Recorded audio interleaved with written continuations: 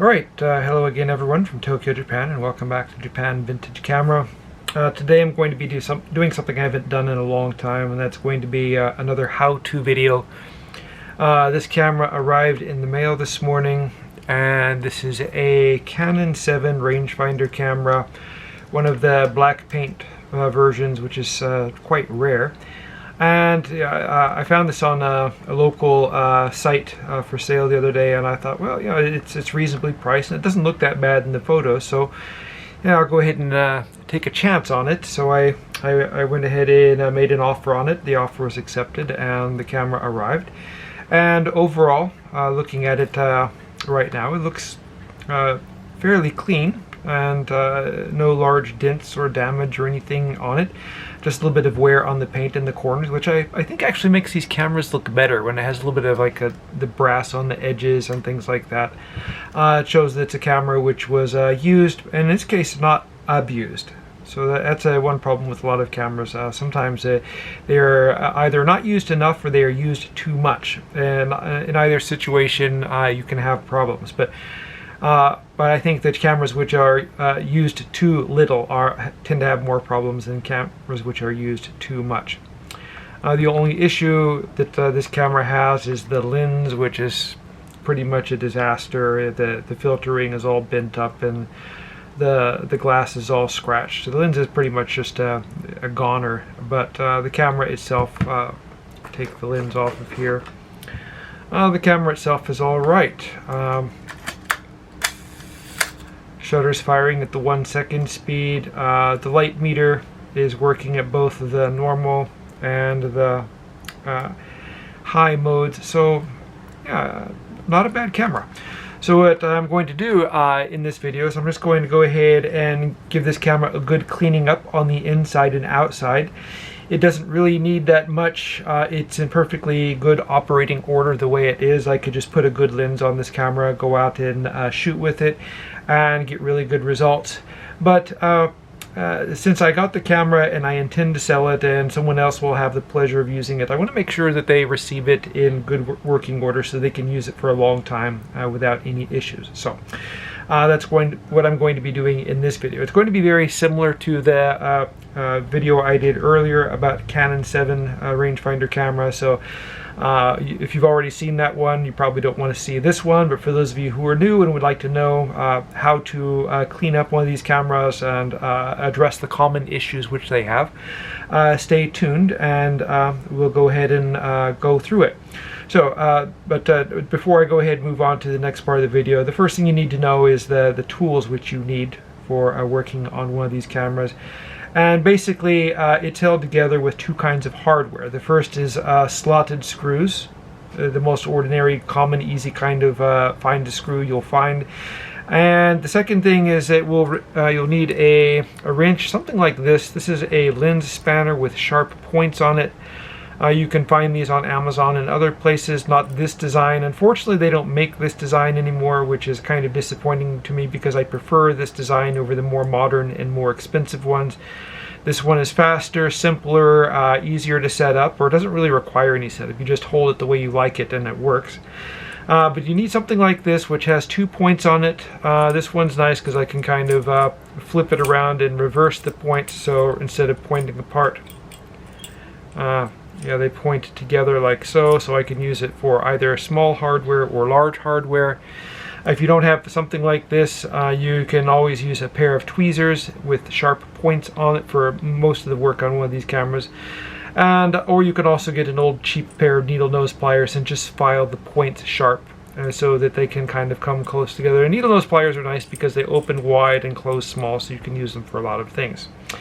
Other things which we need, a pair of side cutters, which you use for cutting light seals.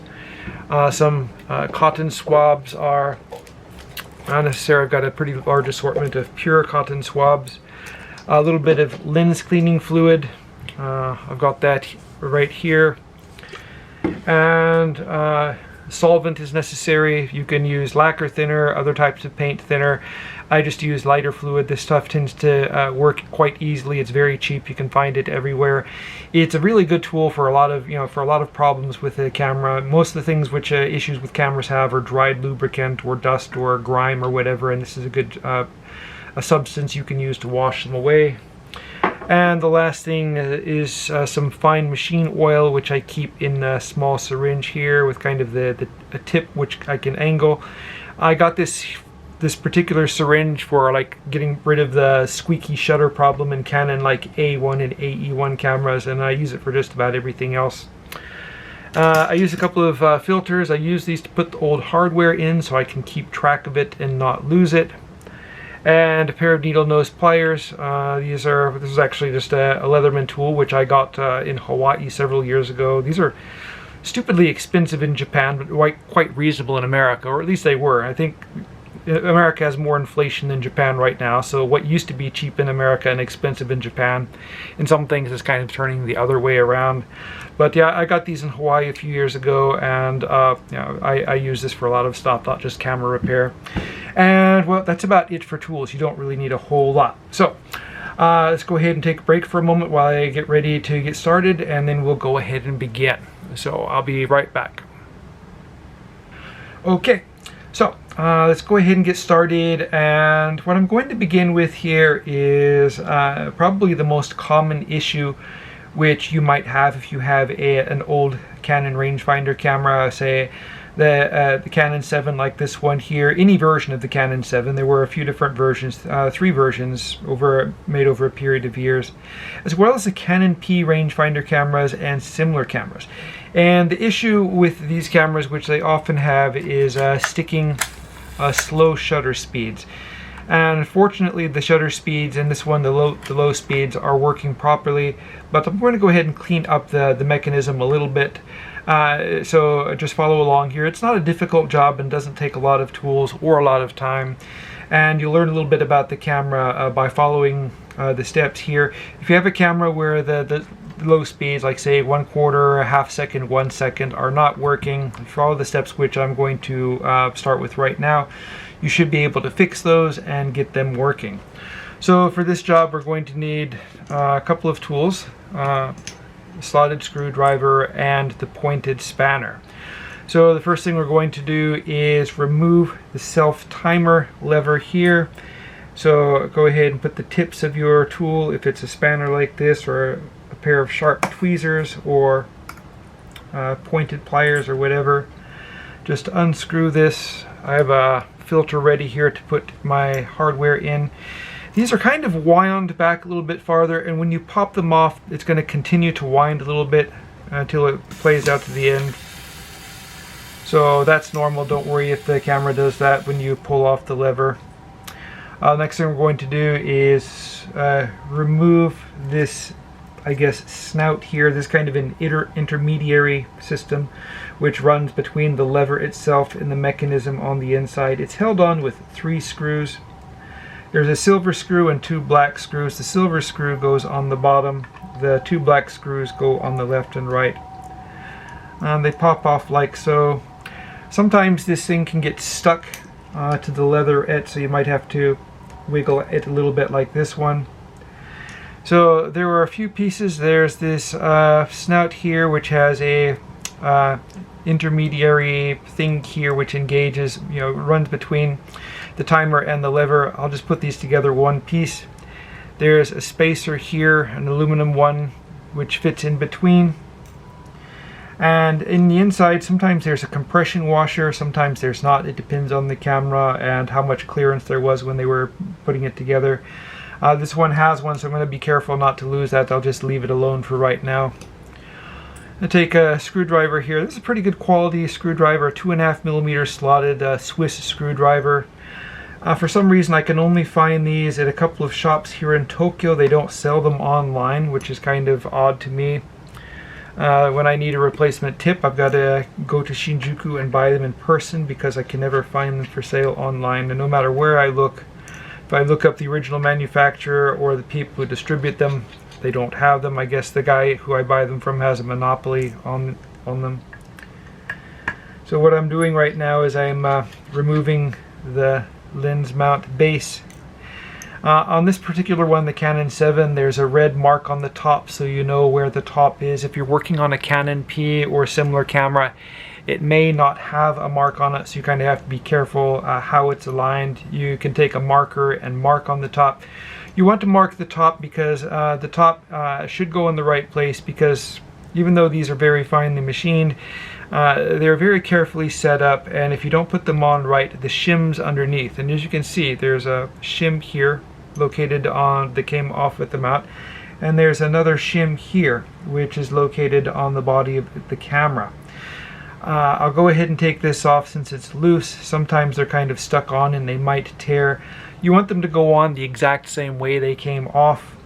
So I'll go ahead and take this off, and I'll just sit it in the same position which I removed it. Sometimes it's not a complete shim, sometimes there will be a half shim, sometimes there will be an eighth shim in a certain location. They have to go back on the way that they came off, so be very careful when you are removing the shims. So we have a couple of screws here which are recessed in the front of the body. The screws are not tight, so that's not a good thing. It's a good thing I'm taking apart the camera and I'm discovering that these are not tight. Since they aren't tight, neither the lens flange nor the body shell itself, that could make the focus a little bit inaccurate on the camera, and of course you don't want that. So there are these two screws, then there are 4 screws which go on the body shell here. Try to be careful. I don't like to mess up the screws. These screws which hold on the body are prone to rusting. They're just ordinary carbon steel, and yeah, this one has a bit of rust on the inside. If they're really rusty, you can just kind of clean them up with a small wire brush and then paint them with put a drop of gloss lacquer on each of them. Go ahead and move these out of the way now. All the hardware is off, and so what we're going to do now is remove the body shell. You do that like you're opening the film door. You open the film door all the way, and then the entire body shell lifts off like that. So looking on the inside of the camera, right here is the self-timer mechanism, and on the Canon 7 this is a very, very reliable unit. It's very rare that these go bad or require any kind of repair or work. They usually work quite well, so I don't worry about these. They don't much need anything. I don't use them very often, so the issue, or the source of issues which you have with the slow speeds will be in here where I'm pointing the screwdriver. This is the slow speed escapement, they call it, and this is what regulates the slow speeds. So you can kind of hear the mechanism running down and see it operate. So to clean it out, you can remove it and dip it in solvent and take it apart into its basic components, but for most people here who are watching this, they don't have the tools or the skill to do this, and in most cases it's not really necessary. I mean, if I'm doing like a thorough CLA, cleaning lubrication adjustment, I will take it apart and I will clean it in detail. But these cameras were made really toughly, and basically all they need is just, you know, a quick cleanup to get them going. This camera was made back in, you know, say, what, 1962, 1963, something like that, and judging by the hardware, it hasn't been taken apart before. It's still running after all these years, and I don't want to take apart and try to fix anything that's not broken. That I often find that causes more problems, and rather than cause more problems which make more time and sometimes end in catastrophe, I simply do a quick cleaning, say I rinse out a few drops of solvent on here. You might not notice, but the speed is picked up just a little bit, so it's running just a little bit faster now. Oh, and now it's not running at all. Okay, so let's try and clean it up a little bit more. Okay, there it goes. It was running faster, then it wasn't running at all. Now it's running okay. Now, the problem I had when I was working on these cameras the first time, I was trying to set the shutter speed using my test equipment, and I had the camera disassembled like this, and I couldn't get the shutter speeds to work properly, and I assumed it was a problem with the camera. And it turns out it wasn't a problem with the camera, it was because I had the body shell removed. When you install the body shell, it presses against this mechanism here.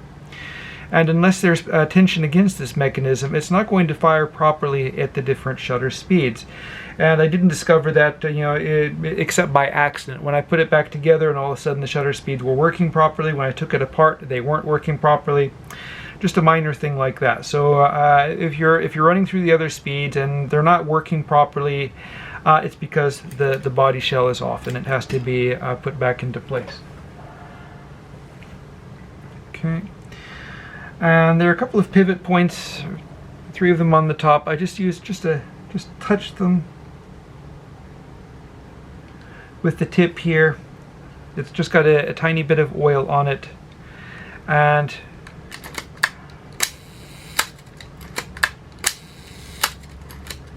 I really love how smooth this camera is. It's been used but not overly used. Wonderful, smooth, and silky operation to it. Another thing that I see here is there's some deteriorated rubber seals located here around the body shell. I'll go ahead and I'll just brush those off to make sure that nothing falls into the camera.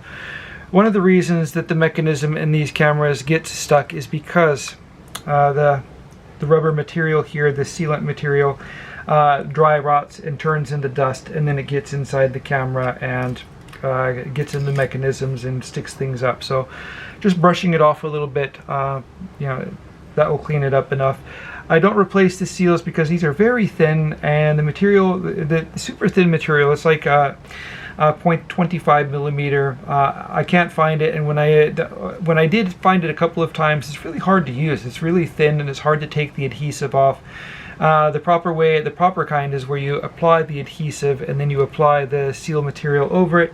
But I just simply put the camera back together without the material on it, and it doesn't seem to make any difference. And when you do it that way, it's one less thing to go wrong in the future. So that's clean. It's got some oil on it. What we'll do is we'll go ahead and put the camera back together. So just put the body shell back on, close it like so, lock the door like so, and then simply replace the hardware.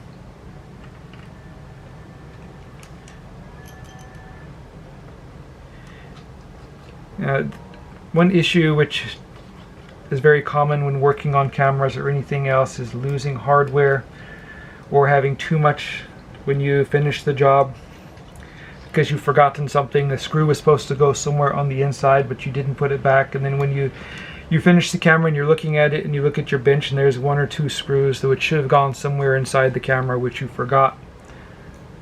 That's not a good thing.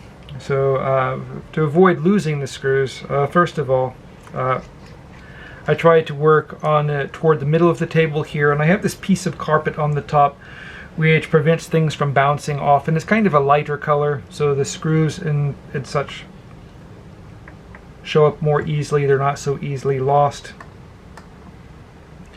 Alright, so that part of the body shell is back on. What I'm going to do now is replace the shims and the lens mount. I'm putting the camera back to the position it was when I took it apart.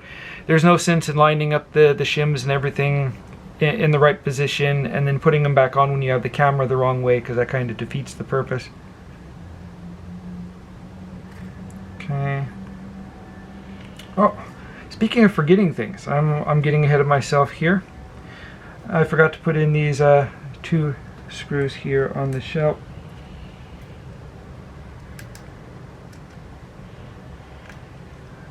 Yeah, I just mentioned having hardware left over after you've completed a repair, and I almost did that. That's not something that I want to give a demonstration on in this video. It's not something I would hope to show you how to do. Alright, so let's go ahead and put these on, turn it so the screw holes are lined up, and then go ahead and put the rest of it on. It looks like everything is lined up well. Sometimes the holes might not be quite lined up, the shims might be off center or something. You can kind of wiggle them around with a small screwdriver like so. Alright, let's go ahead and put this back together. Now before I get started, there are 4 screws which hold on the lens mount, and there are 2 different sizes. There's a long size and a short size. The longer size goes on the top, the shorter size goes on the bottom.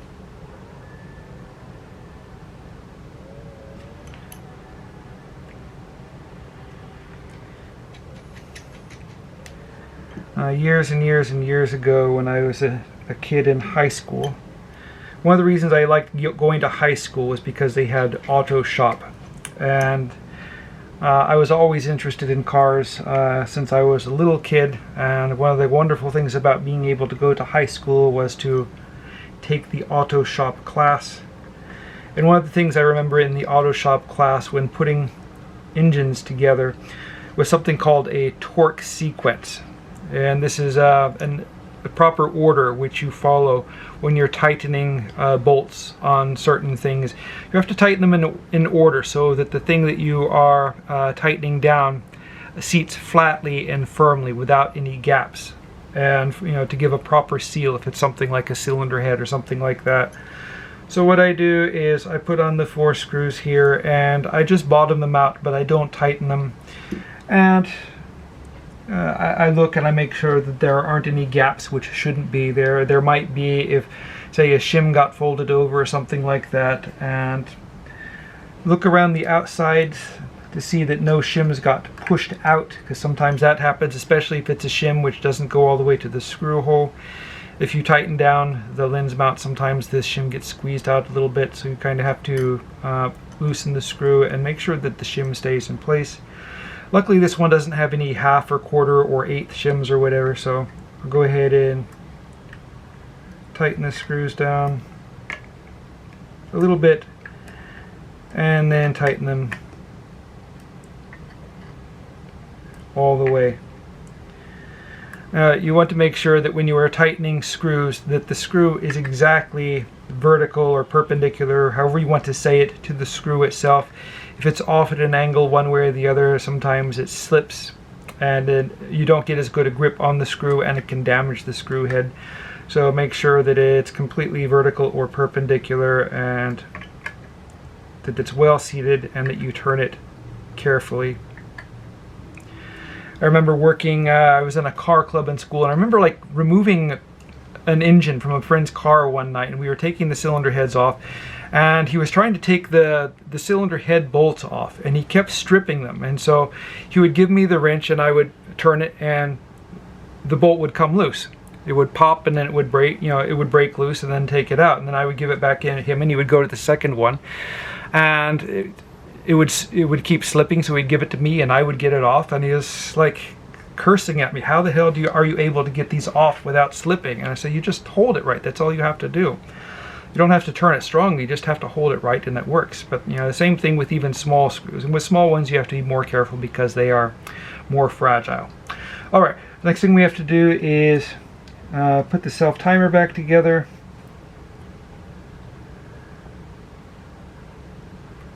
And as I said before, there are 3 screws. There's a silver one and 2 black ones. The silver screw goes on the bottom. The silver screw sticks out a little bit. Besides being a screw, it also works as kind of like a stop for the lever. It limits the travel of the lever. For some reason this screw has become magnetized, or the screwdriver is magnetized. I don't like ones which I don't want to be magnetized and vice versa. A magnetized screwdriver is very handy for holding the screws, but if you have one of those jobs where you have to kind of push the screws around in the right spot before they line up, a magnetized one tends just to get them out and and pull them where you don't want them to go. Okay, make sure these are tight, following the advice that I just gave you. Alright, so if I try to put this back on now, it's going to be kind of like this. We don't want it like that. So in order to get the self-timer back on, we kind of have to turn it back past its travel. So what I want to do is turn it something like about there and then quickly stick it back on like so. Okay.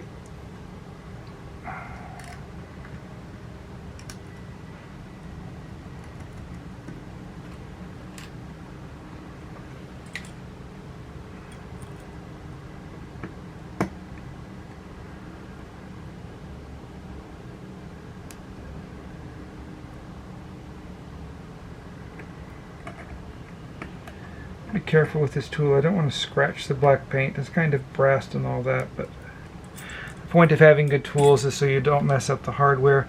Alright, so that's working. Let's try out the self-timer all the way. Try it.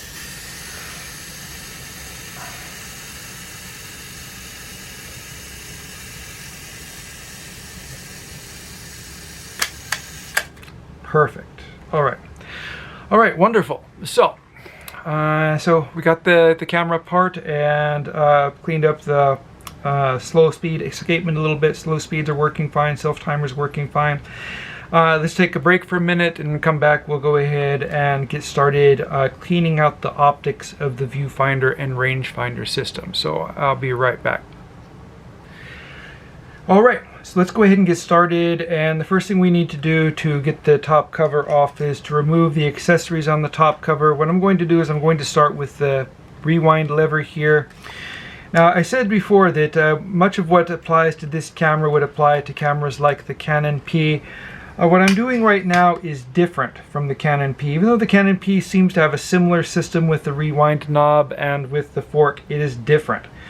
With the Canon P, there is a set screw in the top here which must be removed. You have to remove the screw, or at least back it out most of the way before you remove the winding mechanism. If you don't, it will break. And you can't really find spare parts for the Canon P, so to replace the broken rewind fork, you'll have to buy another camera, and the Canon Ps are getting kind of expensive nowadays. So keep that in mind. Back out the screw a little bit, and then put the screwdriver in the fork and just kind of turn it like this. Turn the knob, and it comes off just like that, and the rest you can leave alone. Go ahead and close it and latch it. I'll latch it because I want the camera to sit flat. Next thing we need to do is remove this flash socket on the side, and I'll do that with my spanner here. For those of you who have like the Canon 7S or SZ, I say Z because I'm American, I don't say Z, but 7S or SZ, it won't have this same kind of system here. It won't have these two notches here where you can remove them. What you have to do to remove that is to use a rubber stopper. Usually that will grip. I have like small rubber stoppers, kind of like these here. They come in smaller sizes, small enough to grip the end and turn it and get it loose.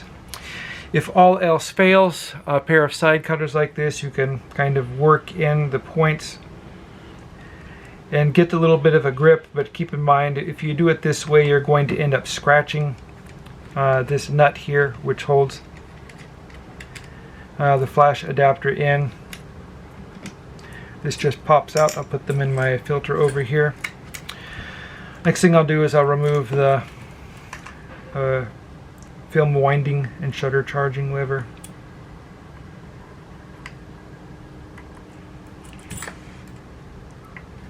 Okay, comes out like so, and that pops off, and then there's a spacer here which comes off.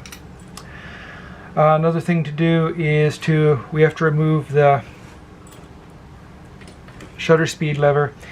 Now the shutter speed lever, or excuse me, not lever, dial, you have to be kind of careful. The first thing you have to do is set the film speed to 1/15 of a second, and then set the film speed to 1/400 of a second. This one was already set to 1/400. You push the button on the back and you turn the dial. until the 400 is showing in the window. You turn it to 1/15 of a second. And when you turn it this way, it lines up the different screws in the way which is the most easy to loosen them. There are 3 screws which hold on the shutter speed dial here. You don't want to remove the screws because they're quite small and easy to lose and hard to find replacements for. What you want to do is you just want to loosen them enough to where this will pop off. So I've got them pretty well loosened right now, so what I'll do is I'll go ahead and I've got them lined up, not loosened. And that should be enough for there. If you don't have the film speed set to 1/400th of a second, ASA 400 and 400 of a second, ASA 400, the holes will not be lined up, so you won't be able to reach the screws, and that kind of messes up the whole idea.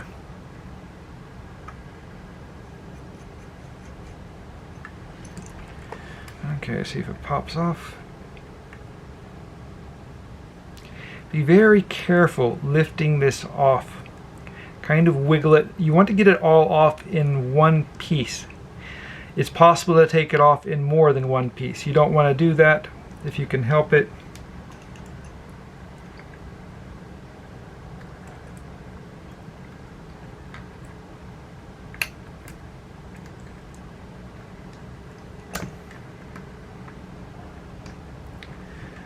Okay, so if it pops off in 2 pieces, the ASA indicator, this thing here with the numbers on it, might come unglued from the dial.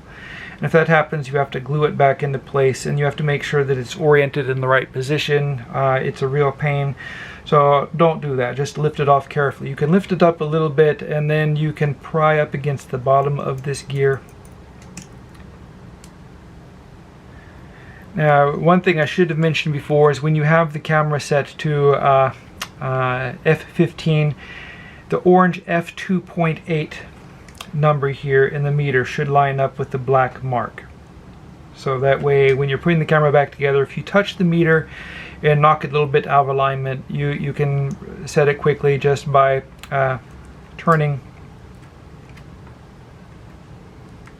the gear. You'll probably see that it turns back and forth. Just turn it so the f2.8 lines back up, and then you'll have it set up the right way. Alright, the next thing to do is to remove this collar here. This is the collar which goes around the shutter release button. Choose the right tool here.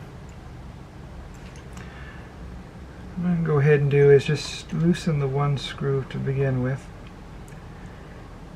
Now, these screws are not oriented in a consistent way. They vary from camera to camera. Normally, if you have the camera set to the A or the red dot, the 3 screws will arrange themselves in a situation where you can reach all of them with the tool.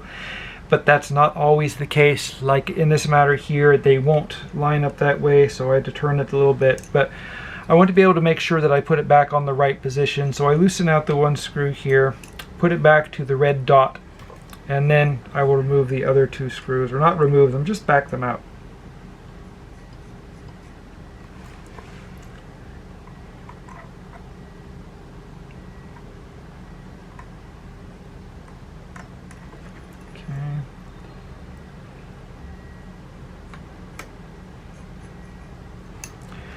Alright, and then lift this off. That's gotta come loose just a little bit more.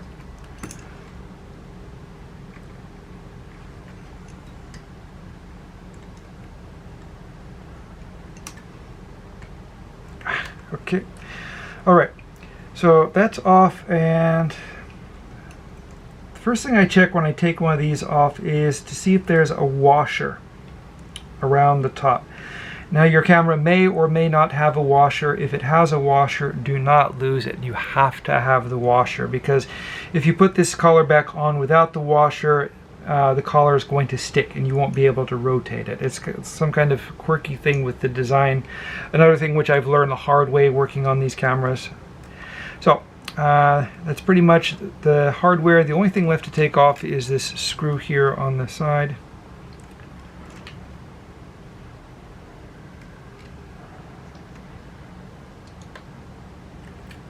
Okay. And I'll go ahead and take off the screw here for the access cover for the rangefinder adjustment. And the cover should lift off. Okay. Alright, and it doesn't look that bad on the inside, just a little bit of dust. The dust on the inside comes from this rubber seal material which they put on the bottom of the viewfinder block. The mirror looks alright, it's just dusty. This is where the mask for the projected frame lines are. This is the access window for the light from the beam splitting mirror. This one's quite dirty. On the top here, this is the mechanism for the frame lines. When you turn the frame line dial here from one setting to another, it changes the frame line settings. Here we have the light meter. We have a contact here. This contact can get dirty, so I recommend cleaning this contact. You might have one of these cameras where the light meter doesn't work. If this contact is dirty, that could be the problem. Maybe about 1 in 3 of these cameras I have, which I come across, that has a faulty meter. The issue is a dirty electrical contact. There's also another contact here.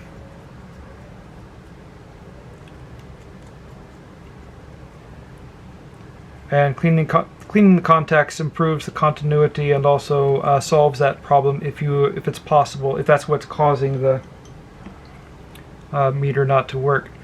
This one has a small dent in the top cover by the Canon 7, so I'm going to go ahead and push the dent out a little bit.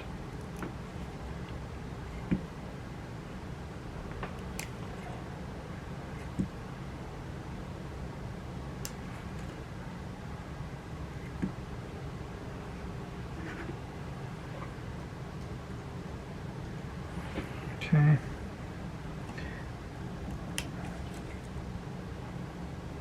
Okay. Alright, no more dent. That came out pretty well. Alright, so let's take another break for just a moment, and when I return I'll show you how to clean the optics in the viewfinder assembly. Alright, so let's go ahead and continue. I want to get rid of some of the extra dust on the top of this right now, so I'm going to kind of just loosen it up with a brush a little bit. And then I have a can of compressed air. I don't want to blow on the needle to the meter.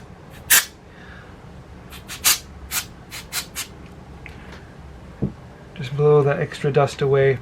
So, go ahead and get some cotton swabs. And one thing which I save the needle nose pliers for is I use these to flatten the tips of the cotton swabs, and flattening the tips allows them to get into tighter places, and that's going to be necessary on this camera because there are a few tight places we want to clean out. So I'm going to go ahead and clean the beam splitting mirror. I start with one side of the wet swab to wipe the worst of the dust. Then I move to the other side, which doesn't have dust on it, so it won't scratch. And then I'll go ahead and I'll carefully wipe it clean. You have to be careful. You don't want to rub the silver plating off of the glass. Okay, it's quite nice. Next thing I want to do is clean. I'll use the same one. This isn't so critical, this part here. I'm going to clean the back of the viewfinder mask. If the mask is really dirty or has other issues, I can remove it. I don't like removing the mask assembly because it's kind of difficult and has some small hardware. One problem these cameras sometimes have is the paint, which is used for the masking, deteriorates, and it leaves blotches and stuff, which you can see through the viewfinder. If you are very, very handy and very precise with your hands, you can use a very small brush with paint, and on the glass here on the front you can kind of try to cover the deterioration with black paint, and that will get rid of the blotches in the viewfinder. But as this viewfinder is set up for a number of different ones, there are a lot of different frame lines here, so you have to be careful not to blot out any of the frame lines, the ones that you want to see through the viewfinder, when you're trying to get rid of the blotches that you don't want to see. Alright, next thing we're going to do is we're going to remove this thin foil cover which sits on the top. It just pops off like so. And what this is going to allow us to do is clean between the optics of the viewfinder prisms. I don't know if you can see here, there's this dirty, dusty square part, and there's this clean area around it. The clean area was what was protected by the mask here, so you can see how dirty the glass got. This is going to be a much, much cleaner viewfinder once this is cleaned up. Once again, I'll go ahead and flatten my tips here.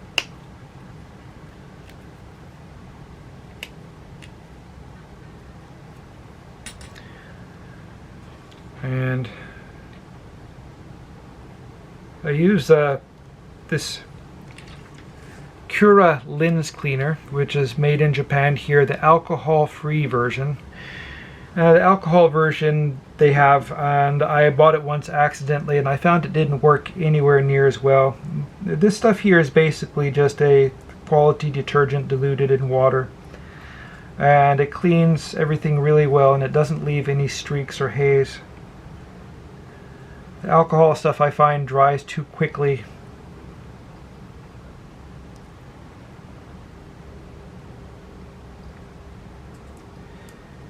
And luckily with the cotton swab flattened, I can reach every part in here. And if I need it to fit tighter, I can turn it a little bit and that widens it.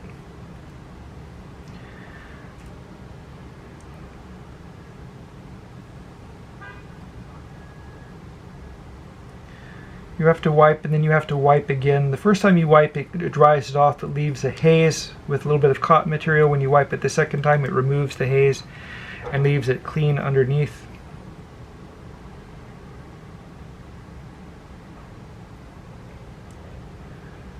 Just a quick superficial cleaning on the front here, just so I can make sure that I don't see any haze or fungus or anything looking through this side. Let me look, here's the sky behind. Okay, that looks quite clean. Blow out any dust. Next thing to do is straighten this till it's more or less straight. It's not going to be perfectly straight when you remove it, unless you heat it up to loosen the glue and peel it off carefully, but if you heat this up to remove it, to soften the glue, then it might soften glue and other parts that you don't want softened. Okay. And speaking of glue, the new glue which I bought yesterday is not where it is. That's the problem when I do any organizing or cleaning. I tend to lose things. But I have a backup here. My backup is a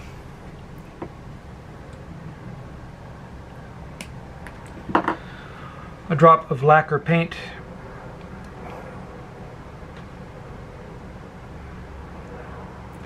A lot of the old cameras used lacquer paint rather than glue. Positive thing about the lacquer is that it doesn't leave these strings or things. So the glue I use is this stuff that the manufacturers use. It works really well and it's soft, but when I sometimes pull it away, these strings stretch out from the glue, kind of like melted cheese on a pizza, and it drives me crazy. It gets into places where I don't want it to be. Let me turn that around. Didn't quite get that straightened as well as it should be.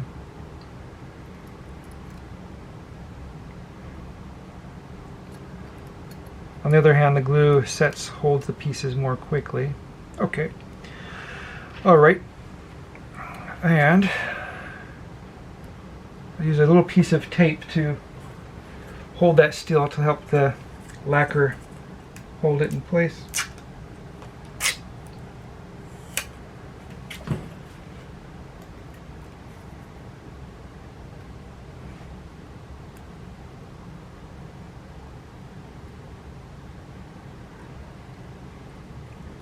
Okay. All right. So the next thing is to remove the small eyepiece on the back, and this is often where a lot of trouble is in these cameras. It tends to grow fungus inside of it. It's like a fungus magnet on one of these cameras. They always have fungus either on the outside or on the inside.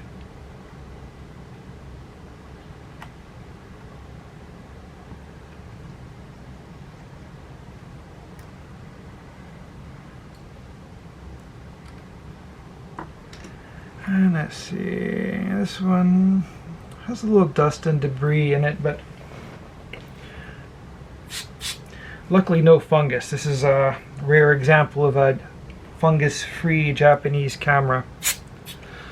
Fungus is quite common in cameras here because of the climate. It's hot and humid in the summer, it's cold and dry in the winter.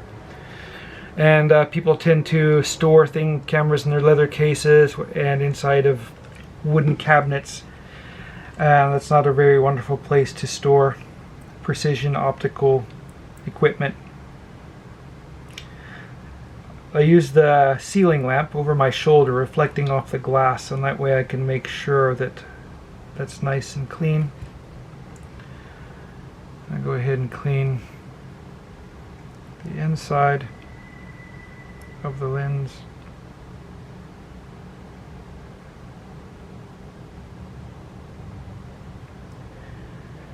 Once again, using the lamp behind me. Alright, that's nice and clear. Now this is one part of the job which I don't like. This screw always runs away.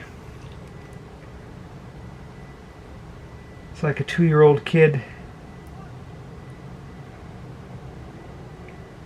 It doesn't want to go where you want it to go. It wants to go where it wants to go.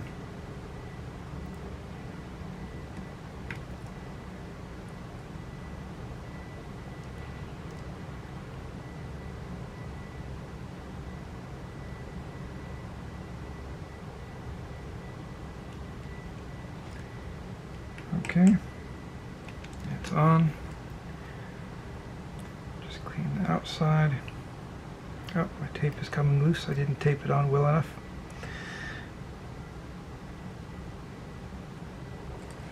Okay, take a look through it. Nice and clean and clear. Alright, I'll go ahead and set this and let it dry some more. Alright, and the next thing you do is take a look at the top cover. The top cover will have rubber seal material around it to keep the dust from coming in around the glass, so I have to remove that. I'll go ahead and have a waste basket under my desk here. I'll just kind of scrape it off.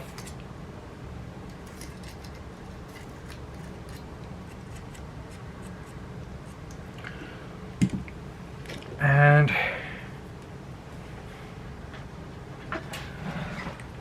another chemical I have, which I sometimes use, is paint thinner, which I have in this syringe. Go ahead and put it in here, and this will clean out any glue or residue from the seal material. Blow it dry. Right. Next thing to do is there are a couple of things which have to be cleaned here.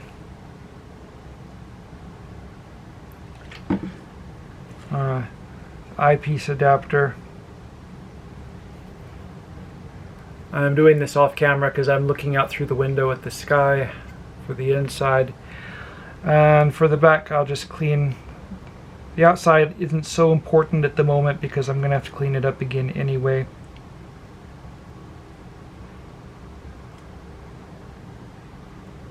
Okay. All right. Let me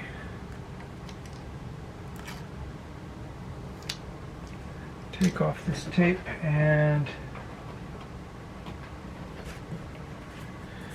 try something a bit more, something which I hope works better.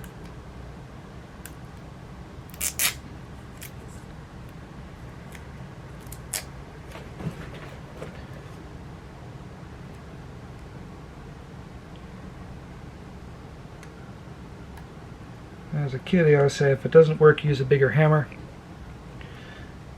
Alright, so that'll work for now.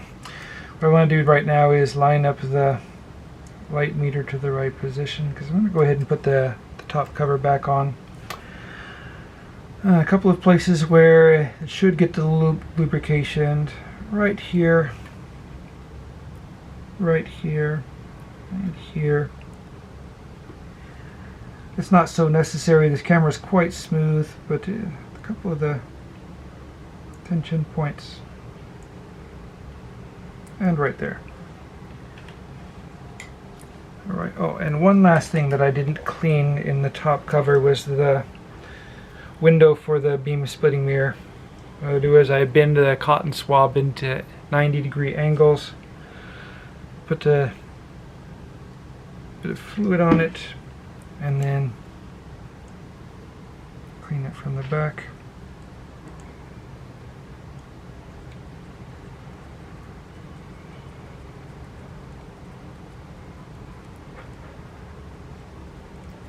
Okay. Looks pretty good. Alright, and anything, let's see. And there's a little bit of oily residue on the back of this Fresnel glass here, so I'll try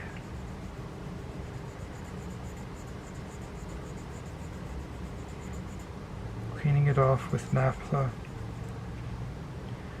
Nothing's coming off, it's not really dirty. So anyway, let's go ahead and put the top cover back on.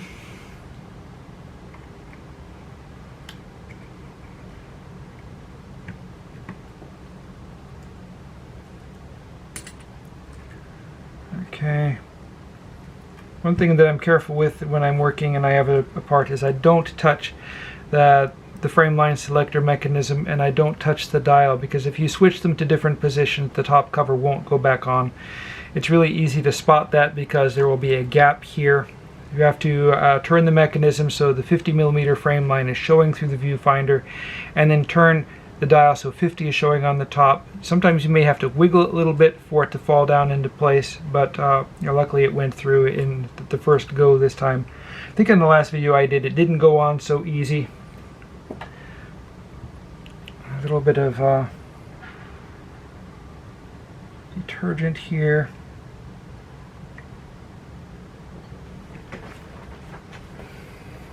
Microfiber towel.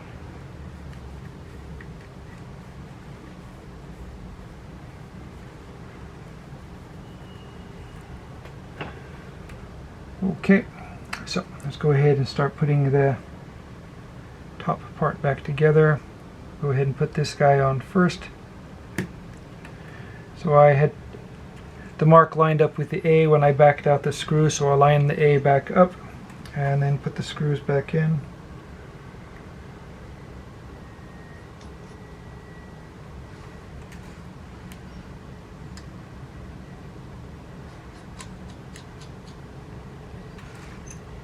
Okay, and turn it a little bit.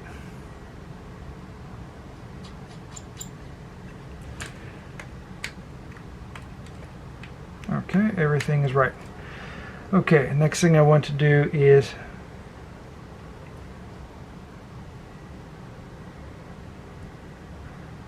shutter speed dial. So make sure that the f2.8 is lined up with the black mark. Okay, that looks good.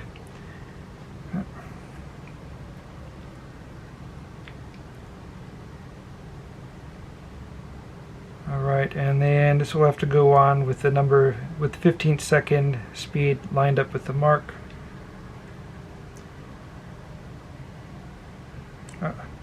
I say that, and then of course I put it on completely the opposite way that I said to put it on. It's been a long day.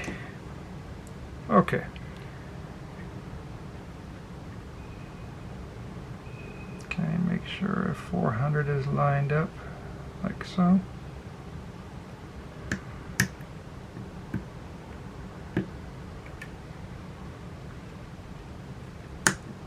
Okay. Alright, that looks just right. It's best to start with the screw on the front. That's the most direct one, and it's the easiest one to find.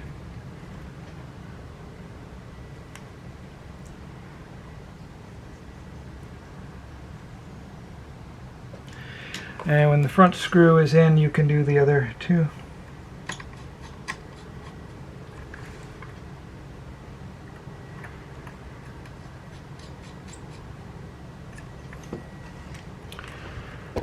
Go ahead and put on the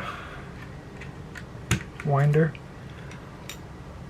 Battery in my camera is getting a little bit low, so hopefully I'll be able to get to the end of this part without changing the battery.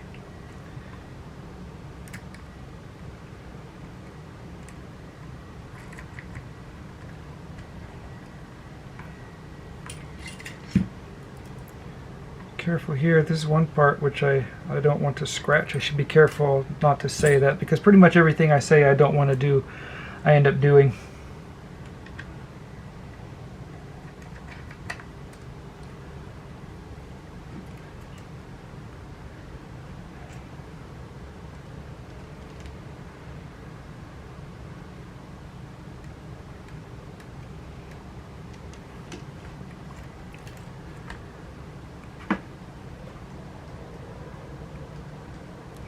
Okay.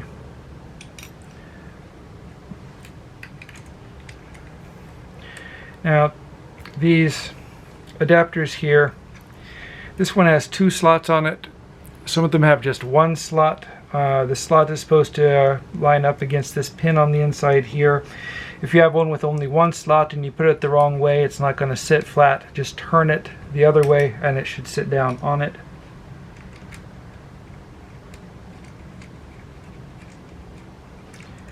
And then just thread this in.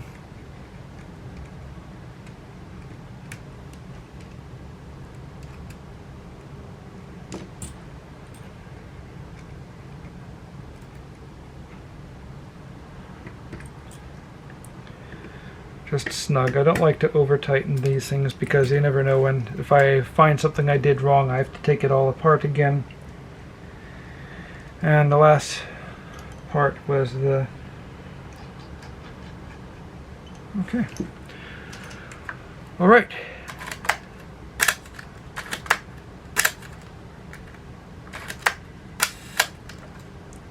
Okay. All right. Well, there she goes. Everything is clean now.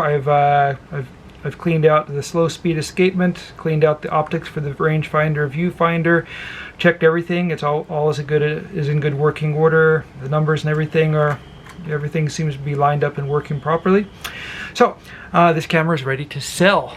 For those of you who might be interested, I plan to put this up for sale tonight or tomorrow in my online stores. I'll post links to my stores in the description below the video. This is actually a really good example of a Canon 7 rangefinder camera, and quite interesting in that the light meter still works in it. That's kind of a thing. And has Mr. K. Wada's name on the back. So I wonder where Mr. Wada is nowadays. As being Japan, he's probably still alive somewhere. He's probably shooting a new Canon digital camera nowadays. But looks like he got a fair amount of use out of this one. I'm going to make one more video before I complete this. That's going to be showing how to adjust the rangefinder. I'm going to do that after I replace the battery, so I'll be back with that in a few minutes. If the things here look a little bit different when I start the next phase, it's because I had to move some stuff around to change the camera battery. Alright, I'll be right back. Alright, welcome back. I replaced the battery. To shoot this video, I'm using a Canon PowerShot GX7 Mark III. And when I got this camera, I was disappointed to find out that you can only use Canon batteries in these cameras. Otherwise you get this error message, and you can kind of skip through the error messages to where you can actually use the camera. But if you're not using a Canon battery, I should say, and if you are using a non-Canon battery, you are able to get the camera to work. You can't use the battery charge indicator on the camera. So I was kind of disappointed because I had the same camera, but I had the Mark II version, and I bought a bunch of batteries to use with that one, and I found out that I couldn't use any of them. I could only use the original battery. So I have this battery, which is the original to the Mark III, and the other battery is one which was original to the Mark II, but my aftermarket batteries, none of those work. So I was kind of disappointed. All right, so the next thing we need to do is adjust the rangefinder in the camera, and to adjust the rangefinder you need a lens, and I'll go ahead and use the 50mm lens that this camera came with. And you need something to focus the camera on. It should be something quite far away, a tower or a street light or something that you want to, half a mile away is probably a good distance, as far away as you can get it. Sometimes I find stuff which I thought was far enough away isn't far enough away for adjusting to infinity on some lenses. So yeah, I use a Tokyo Tower, which is kind of off in the distance out to the left, and that's a good thing because it's lit up at night, so I can use it to make adjustments at night, and during the day it's quite nice also. So there are two things which I need to get into to adjust the rangefinder. The first thing I need to do is remove this cap here. There's like at the 1 o'clock position of the lens. This is for the infinity adjustment.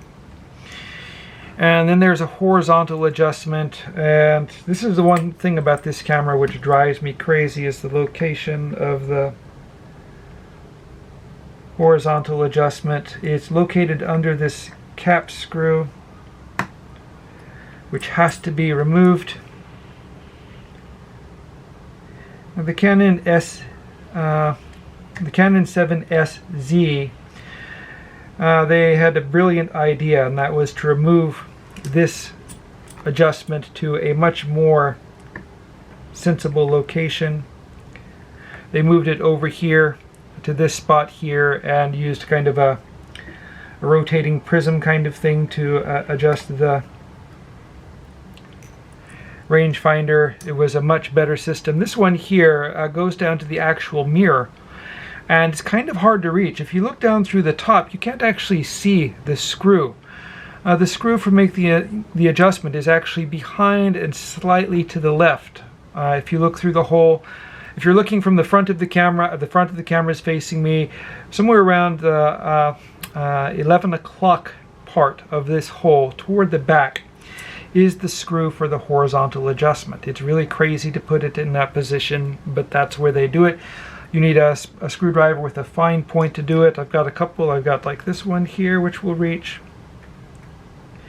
And it's something you kind of have to like use the force and do, because you can't really see what you're doing. If you have the light, you can kind of give you an idea of where it is and where the screw is oriented. So right now, the screwdriver is engaged in the screw, and if I turn it one way or the other, it's going to adjust. But you notice the angle that I have to use on the screwdriver in order to touch it. It's a real pain in the butt. The one on the front is very simple. It's right there. So let me go ahead and stand up and take a look at Tokyo Tower and see how the adjustment is. Okay. So, as luck would have it, the horizontal adjustment is not bad, but the vertical adjustment, the really difficult one, is way off. So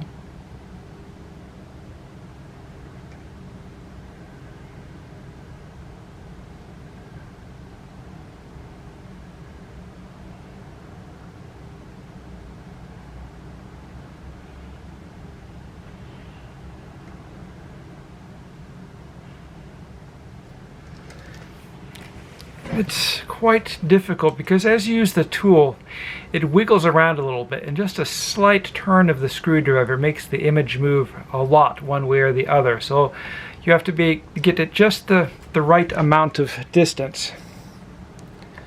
So let me try again.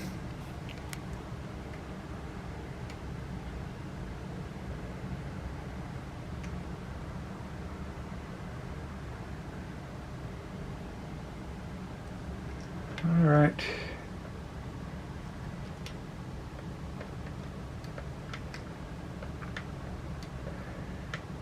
Another odd thing about this camera is as you focus it, the split images don't move completely horizontal. They turn a little bit. It's kind of strange the way it works, but I guess this is the early 1960s, so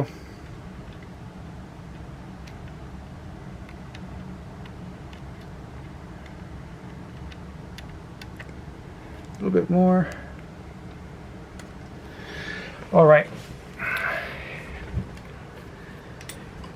And horizontal adjustment luckily was spot on, because this was the original lens with the camera. Something must have bumped it to knock the vertical adjustment is, horizontal adjustment's fine, vertical adjustment is the one which is wacky. So that's okay, and the other part is adjusted now. Another difficult part is putting this cap screw back on.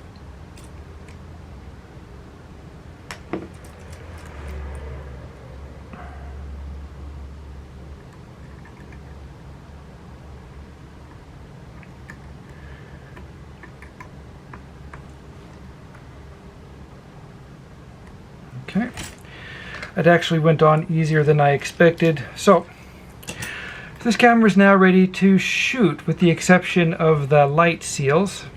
And the light seals here, they aren't completely gone there, but they are definitely dry, so they have to be replaced. So I'll go ahead and do those next. I won't do a video showing how to replace the light seals, because I think I've done a couple 3 videos showing that. If you want to see how to do the light seals, you can find that in some of my other videos. I'll go ahead and do that to this camera later on tonight. But in the meantime, it's pretty much ready to go. So as I said at the end of the last phase I was working on, I plan to sell this camera in my online stores. So if you want a nice black paint Canon 7 with a working light meter, please check in. I should have it available shortly. Anyway, thank you very much for watching, and I hope you tune in again soon.